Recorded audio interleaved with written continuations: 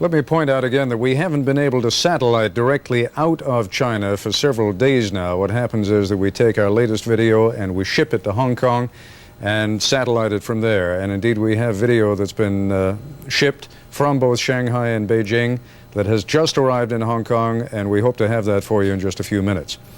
Among those roughed up during the bloodbath in Beijing were a vacationing American couple who were arrested and beaten by Chinese soldiers and at one point thought they were going to be shot. Scott Feld of Mineola, New York, and his wife Jill Suter, who is 6 months pregnant, both professors of sociology, told ABC News what happened as they were touring within blocks of Tiananmen Square on Sunday afternoon.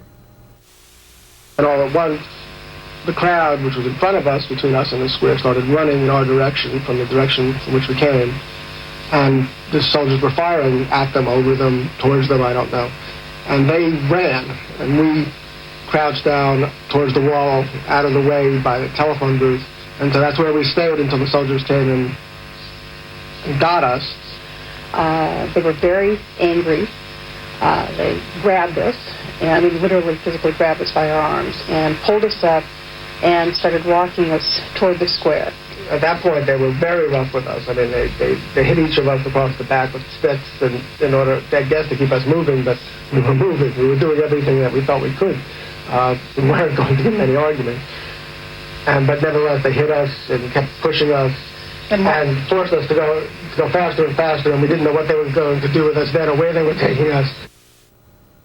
After being held for over 10 hours, the couple was released, but they are still recovering from a state of near shock from their frightening experience. We're going to go now to Hong Kong, where we are joined by the Beijing bureau chief for the South China Morning Post. He was Beijing bureau chief for the past 4 years.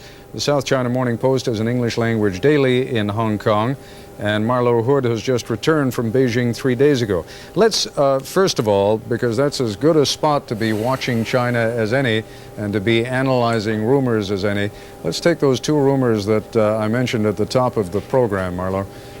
The one about Deng Xiaoping being dead. What's the word on him? Well, we have no confirmation of that story, and it is the type of rumor, in fact, that's been circulating widely in Beijing for the last several weeks. So at this point, there's no way to confirm that. He is said to be suffering from prostate cancer, is he not? Yes, we do have that information from usually reliable sources. We have had reports for the last several weeks, in fact, that he's been quite ill. The other story that I mentioned, which also sounds like a curious one, that Li Peng was shot by a dissident soldier. What do you make of that one? That was reported this morning in Mingbao, which is a Hong Kong Chinese language newspaper, normally, under normal circumstances, sympathetic to the regime in Beijing, though they have distanced themselves sharply because of recent events. I would say that we would have to lend some credence to that report, though I would hasten to add that the way they have described it is perhaps not as significant as it may seem. Apparently, if their report is accurate, it was a lone soldier in the Palace Guard who, because some of his relatives had been killed by soldiers in the streets, apparently took a shot at Li Peng and wounded him in the thigh. So it was not the product of a coup attempt. Marlo, as I said, you've just come out of China after being in there for 3 days ago, and you spent the past 4 years in there as bureau chief, so you know the place well. Explain to me why all the American journalists, all the British journalists, all the foreign journalists, as a matter of fact, haven't simply been kicked out of there. Why do you think the government has allowed them to stay? That's a very perplexing question.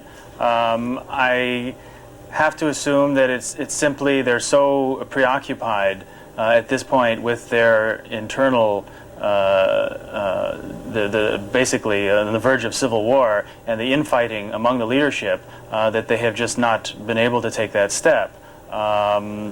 Nothing else seems plausible as an explanation. Well, let's switch up to Beijing for a moment. Again, I'm sorry we can only contact our people up there by telephone right now. Kyle Gibson and Jackie Judd. Kyle, you first. Any sense that you are under observation? Any sense that there are people who are keeping an eye on you? More so over at the Beijing Hotel, Ted. We felt slightly paranoid over there, I must say, and had secret knocks on doors and things as we ran from room to room to our different people who are based there. I feel it less here at the palace. The people seem to be friendlier, and we hear from different employees. They support our trying to do our work here. Jackie, maybe you have a different feeling than I do about that. Kyle, I would agree with you that certainly I felt more paranoid, as you put it, in the Beijing hotel. This Palace Hotel, which is only about 3 or 4 minutes from where we were, is like a different world. You can actually forget for a few minutes that we're in a war zone here. Is it possible, Jackie, for you to move easily through the streets? I mean, could you, if you wanted to, for example, move down through Tiananmen right now, or would you be stopped before you even got to the square? Ted, I wouldn't dare get that close to Tiananmen Square. The last time I saw the square, this is just before we dashed out of the Beijing hotel, it was under virtual military occupation. There were several thousand soldiers. There was probably at that time about 150 tanks and armored personnel carriers. There are some protesters who will edge up to that first line of protesters to within about 100 yards. They're awfully brave. I have to say I don't think I would join them. I'll tell you what, we're going to take another break. When we come back, we're going to show you what China television has been showing the Chinese people during the course of this day. We will continue with that in a moment.